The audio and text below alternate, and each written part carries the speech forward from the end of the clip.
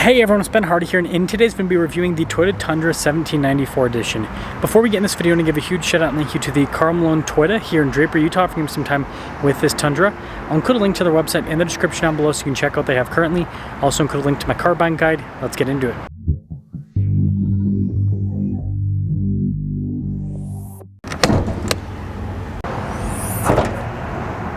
Under the hood, we have a twin-turbo 3.4-liter V6 that goes through a 10-speed automatic transmission. Fuel economy 17 around town and then 22 on the highway, with power outputs being 389 horsepower and then 479 pound-feet of torque. Now, before we move forward with this review, I do want to mention if you can see more videos just like this, then I recommend you subscribe because I post content every single day. So taking a look at the hood, you can see it's raised there on either side, normal Tundra fashion. And then because this is a more loaded up package, you get the fancier turn signal design, which is pretty cool. TRD there on the grille, but notice the grille is kind of metallic gray, and then you got chrome around it because it's supposed to be more of a luxury truck with the looks. Now our turn wheel setup is 265 by 60 by 20 in the front and over in the rear. And this has the TRD package, TRD off-road package to be exact. So you've got the blacked out wheels, the TRD logo there in the center, and then you've got the kind of like all-terrain tires. And this is cool with the fender flares, and then 1794 edition there on the side. You got chrome here in the mirror caps and on the door handles. And then you can see the TRD 4x4 decal here on the sides. And because it has that TRD package, it's got the Bilstein shocks.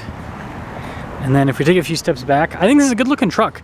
Like the metallic white paint, it's probably not going to pop up on camera very well, but it gives the truck a nice shine in the sun. Now being a loaded up Tundra, you're going to have the key fob with the tailgate drop down function. Pretty nice feature. And this one's got protection here from the factory with the bed, LED bed lights as well. We've got an outlet on top of that, but yeah, nice setup overall. And then I think this is automatic up. You just got to kick it a little bit with the new ones. Yep. So just like the Tacoma, lifts up automatically.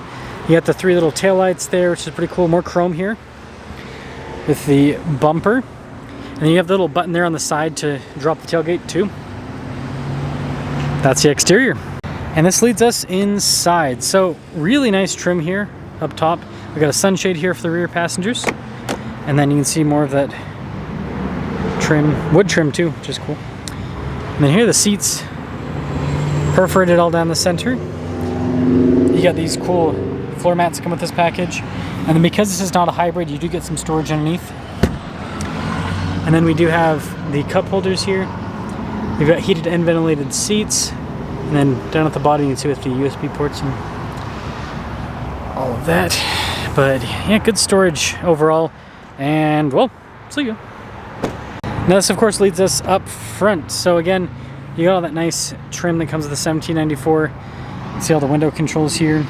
Mirror adjustments, mirrors do power fold in as well. Got memory seats, blind spot monitoring with the mirrors. And then payload capacity of 1,300 pounds. And here's the front seat. Nice trim all down the center. All of your adjustments there on the side. And this is cool with the soft touch trim here.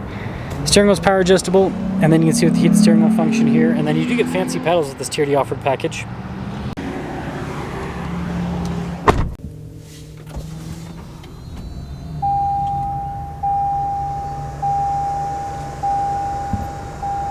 So taking a look at the steering wheel, nice trim all around, perforated on either side. You can see here the nice trim at the top and at the bottom. Adaptive cruise control, we've got stuff like our volume and voice command controls as well. Turn signal / light stock, windshield wiper stock as well. And then here is the center gauge cluster. So you can scroll through and see different bits of information on systems within the truck, including the fact that we need to refuel. But the cool part about this is we also have the little drive mode select that'll pop up here, which is another fun part of it. Now being a loaded up Tundra means we've got the 360 camera system. So another nice doodad. And then as for the rest of the infotainment system, it's quick to respond. So user friendly.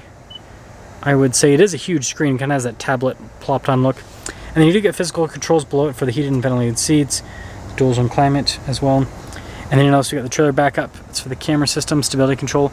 This does have a rear locking differential because of the off-road package.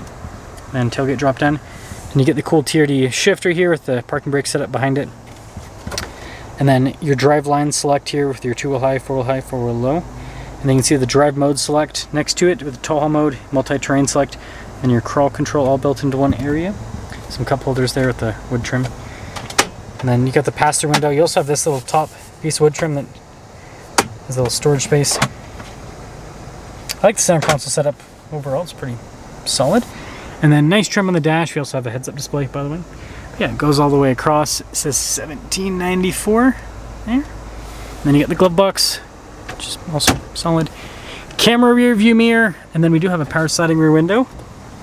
The whole window goes down, and then we've got a panoramic center. So here's a quick look at our window sticker for this. You can see 2025, 1794. There's your base MSRP. The Tier D offered package is the biggest option price-wise. We also have the skid plate and everything. Anyways, 73,604 is the total MSRP. And let's see how it performs.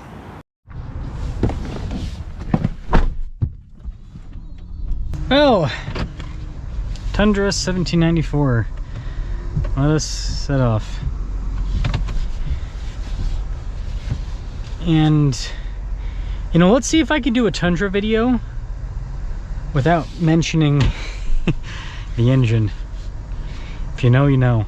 I'm just kidding. I mean, it's, you know, it seems like it's something that's starting to get itself worked out. I've been talking to more people about it, and from what I've heard, people with the hybrids haven't really been having issues. It's mostly people with just the regular gas. And, you know, time will tell in terms of how long term it is. That's a clean Gen 1. Look at that thing. She's a beauty. Anyways, when this engine is working, it is a wonderful... Oh man, I forgot I shouldn't have done this. Darn it. Anyways, when this engine is working, it is wonderful. Sorry, I've got a big blind spot with that window sticker.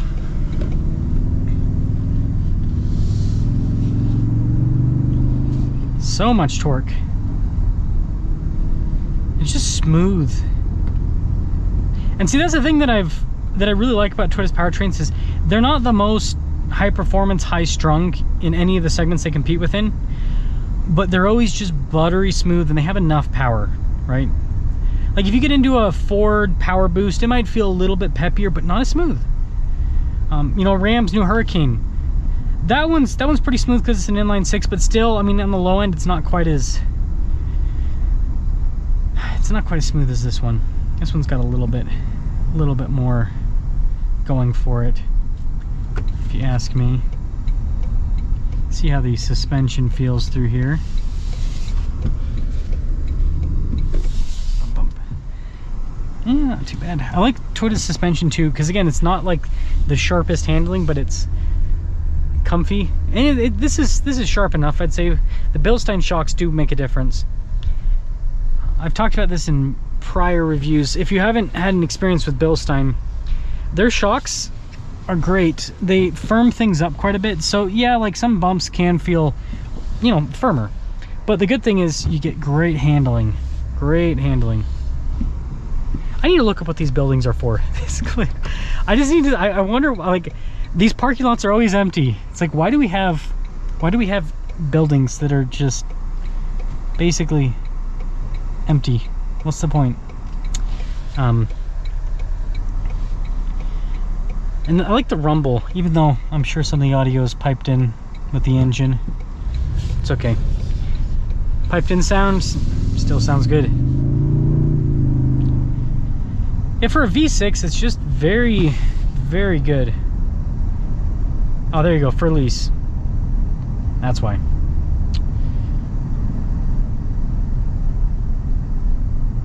So, 1794. I think this is a really cool package on the Tundra, especially the Tier D off-road. It looks good. It's got some off-road capability, and the interior feels special. Like, this is a little bit more expensive than a limited. Not that much more, really. When you do option for option, this is not really, you're not really paying a big premium, but you get this interior that feels a lot more special. And you know, some people call it the Redneck Platinum. I feel like that's a pretty good descriptor. Redneck Platinum.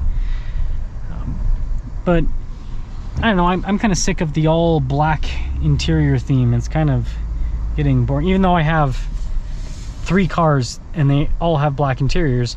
I like some color. I would have a different color interior, but like the one car, huge price premium because it's a Land Cruiser. If you want a Land Cruiser with brown interior, gotta pay stupid money. The other one, black is the only option.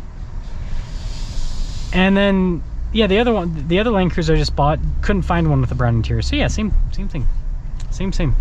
Brown interiors with Toyotas are kind of hard to find, but they look good. So let me know you guys think about the Gen 1 Raptor left to Ford. Hey, if you want to have a car that's not going to blow up, I'm just kidding, those Gen 1s are actually really reliable. So yeah, let me think about the 1794 with the Tier D off-road package, but I think it's a solid truck, and I think it's got a little bit more tang than a Limited. That's all.